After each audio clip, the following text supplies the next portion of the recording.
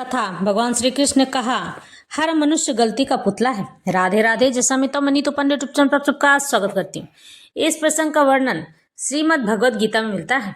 आज भगवान श्री कृष्ण अर्जुन को समझा रहे हैं, हे अर्जुन, यह दैहिक संसार यानी कि जहाँ शरीर रूपी संसार में लोग रहते हैं, यहाँ पर हर एक व्यक्ति, इसमें से कोई भी ऐसा नहीं है जो गलती ना करता हो, क्योंकि इस संसार में बिना गलती किए ईश्वर भी नहीं, भगवान भी नहीं रह सकते हैं। भगवान श्री कृष्ण समझाते हैं कि हर कोई गलती करता है, कोई छोटा करता है, कोई बड़ा करता है, और जो नहीं करना चाहता है या बहुत सोच समझ कर चलता है, तब भी वह व्यक्ति से ईश्वर ही कोई न कोई गलती करवा देते हैं जानबूझकर, ताकि वह गलती करके कोई सबक सीख सके। यानी कि अगर आपने गलती की है तो उसे ज्ञान प्राप्त कर सके, उसे सुधार कर लोगों में चेतना जगा सके, उनके मन को, उनके चित्त को, उनके जीवन में चल रहे विपत्ति को इस ज्ञान के माध्यम से उसका निवारण कर सके, उसे उसका कारण बता सके। भगवान श्री कृष्ण आज अर्जुन को समझाते हैं, हे अर्जुन, यह बात मैं तुम्हें इसलिए बता रहा हूं कि क्योंकि तुम इस भेद में न रहना कि जा करके तुमने कोई गलती की है, क्योंकि गलती या सही का फैसला मैं करता हूँ। इस बात से तुम्हें कोई लेना देना नहीं है। तुम्हारा कर्म करना ही तुम्हारा परम कर्तव्य है, और जबकि मेरे लिए जो कर्म किया जाता है उसे तो बिना सोचे समझे ही कर लेना चाहिए, क्योंकि अच्छा होगा कि बुरा ये मैं समझूंगा, उसका पुण्य फल मिलेगा कि वह पाप में बदल जाएगा यह भी मैं समझूंगा। केवल तुम्हारा काम है केवल और केवल कर्म करना। जो मनुष्य इस बात को समझ लेता है वह अपने जीवन में कभी भी अपने कर्म और कर्तव्य से मुख नहीं मोड़ता है, क्योंकि उसे मालूम है क्योंकि आज कर्म नहीं करूंगा तो दोबारा जन्म लेकर आना पड़ेगा इस कर्म को पूरे करने के लिए, और यही हमारे इस सृष्टि का नियम है। भगवान श्री कृष्ण आज अर्जुन को समझाते हैं, हे अर्जुन, हर मनुष्य को अपने वाणी सोच समझकर निकालनी चाहिए। हर मनुष्य को अपना जीवन भी सोच समझकर ही करना चाहिए। किसी भी प्रकार से किसी भी तरह के लोगों के साथ उठना बैठना, चलना फिरना, बातचीत करना, ऐसे लोगों के साथ न रहें जो लोग की बहुत दिनों तक नहाते नहीं हैं, गंदे भोजन करते हैं और गंदी गंदी बातें बोलते हैं। ऐसे लोगों के साथ आप रहेंगे तो आपकी वाणी भी खराब हो जाएगी। इसलिए भगवान श्री कृष्ण कहते हैं कि गलतियां मनुष्य इसी प्रकार से करता है। गंदे लोगों के साथ, गंदे आचरण वालों के साथ जो कोई भी रहता है तो वह मनुष्य किसी भी प्रकार से आपके लिए सुयोग नहीं है।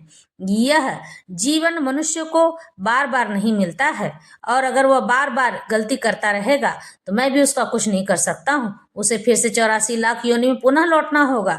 कई व्यक्ति ऐसे हैं जिन्होंने पॉडकास्ट बनाए हैं, यानी कि छोटे वीडियोस, और उसमें कहा है कि जब मनुष्य आगे की ओर अग्रसर होता है तो उसे पीछे नहीं ढकेला जाता है, जबकि हमारी भगवत गीता साफ साफ कहती है कि हे अर्जुन, जो मनुष्य कर्म खराब करता है तो उसे पीछे की ओर भी जाना पड़ता है। यह कथा भरत की कही जाती है, जो कि विष्णु पुराण में मिलती है। जब जड़ बुद्धि भरत ने हिरण से अपना लगाव लगा लिया तो अंत समय में हिरण का नाम लेकर ही पुकारता रहा, और उसे अपने ब्रह्मचर्य को समाप्त करके हिरण का ही जन्म लेना पड़ा। फिर अगले जन्म में वह ब्राह्मण के पद को प्राप्त हुआ। इस प्रकार से पुनः 84 लाख योनि में अधोगत में जाना पड़ता है, जिसे अधोगति कहते हैं। इसके लिए ईश्वर भी कुछ नहीं कर सकते हैं, और 4 लाख बार मनुष्य योनि मिलता है। भगवान पीछे की ओर उसे ढकेल सकते ही नहीं हैं, बल्कि उसका जीवन दुर्लभ बना भी सकते हैं, क्योंकि उसने अगर जीवन में कुछ थोड़ा भी पुण्य कमाया है तो भगवान उसके लिए कभी अन्याय नहीं करते हैं, और उसके पुण्य फल उसे अवश्य प्राप्त होता है। इस तरह से आज समझाते हैं, सहजम कर्म कौन्तेय सदोषमपि न त्यजेत, सर्वारंभा ही दोषेन धूमे न अग्नि रिवावृता। प्रत्येक उद्योग यानी प्रयास किसी न किसी दोष से युक्त होता है। यानी कि जो भी मनुष्य किसी भी चीज के लिए प्रयास करता है उसमें कोई न कोई गलती जरूर करता है। जिस प्रकार अग्नि धुएं से आवृत रहती है, यानी कि जब तक धुआं अग्नि में नहीं प्रवेश करेगी तब तक उस अग्नि का महत्व नहीं होगा। इसलिए हे कुंती पुत्र, मनुष्य को चाहिए कि स्वभाव से उत्पन्न कर्म को भले ही वह दोषपूर्ण क्यों न हो, कभी त्यागे नहीं।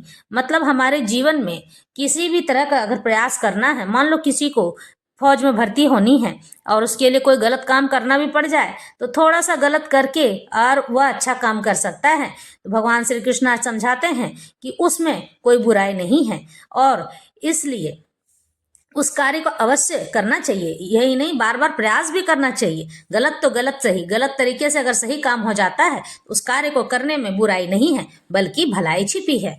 भगवान हमें यह ज्ञान बार बार दे रहे हैं, इसलिए कभी किसी भी मनुष्य को हिचकिचाना नहीं चाहिए यह मैंने पाप किया है।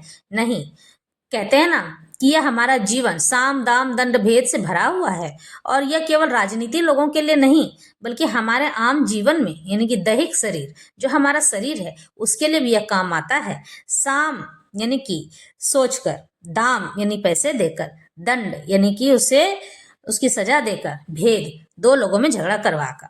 अगर इस तरह से कार्य भी करना पड़े तो अवश्य कर लेना चाहिए, क्योंकि अच्छे कार्य को करने के लिए गलत के रास्ते पर चलकर ही मनुष्य अच्छा कार्य कर सकता है।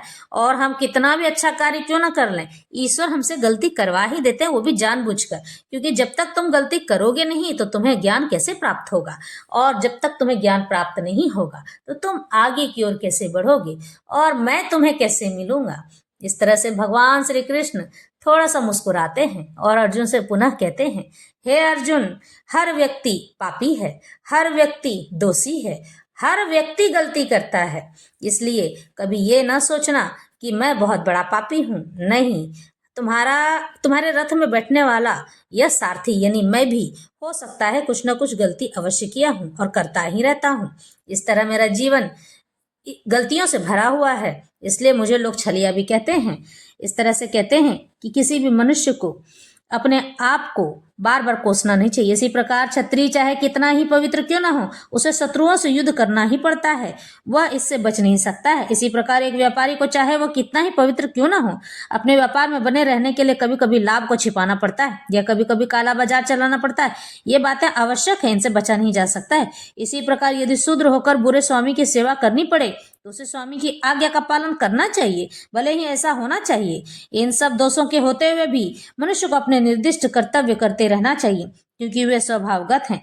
यहाँ पर एक अत्यंत सुंदर उदाहरण दिया जाता है। यद्यपि अग्नि शुद्ध होती है तो भी उसमें धुआं रहता है, लेकिन इतने पर भी अग्नि अशुद्ध नहीं हो जाती है। अग्नि में धुआं होने पर भी अग्नि समस्त तत्वों में शुद्धतम मानी जाती है। यदि कोई क्षत्रिय वृत्ति त्याग कर ब्राह्मण की वृत्ति ग्रहण करना पसंद करता है तो उसको इसकी कोई निश्चितता नहीं है कि ब्राह्मण वृत्ति में कोई अरुचिकर कार्य नहीं होंगे, यानी गलत कार्य नहीं होंगे।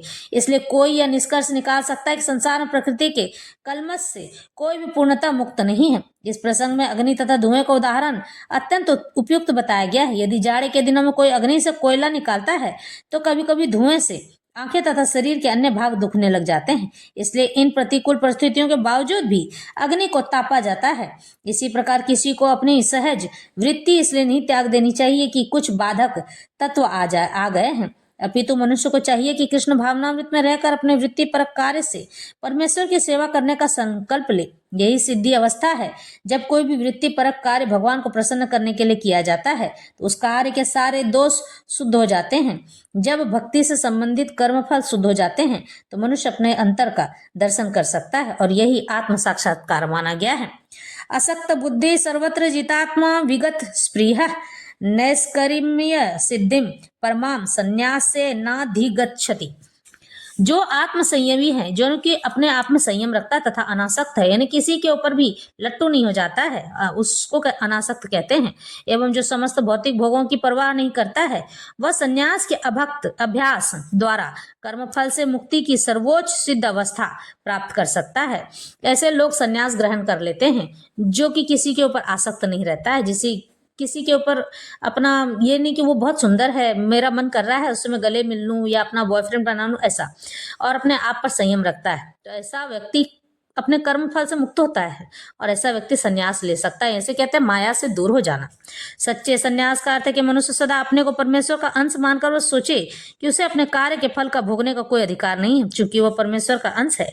सिद्धिम प्राप्तो यथा ब्रह्म तथापनोति निबोध में समास से नैव कौन्तेय निष्ठा ज्ञानस्य या परा। हे कुंती पुत्र, जिस तरह इस सिद्धि को प्राप्त हुआ व्यक्ति परम सिद्धावस्था अर्थात ब्रह्म को सर्वोच्च ज्ञान की अवस्था है प्राप्त करता है, उसका मैं संक्षेप में तुमसे वर्णन अवश्य करूंगा, उसे तुम अवश्य जानना। इस तरह भगवान अर्जुन को बताते हैं कि किस तरह कोई व्यक्ति केवल अपने वृत्ति परक कार्य में लगकर परम सिद्धावस्था यानी कि साधना को सिद्ध कर सकता है, यदि वह कार्य भगवान के लिए किया गया हो। यदि मनुष्य अपने कर्म के फल को परमेश्वर की तुष्टि के लिए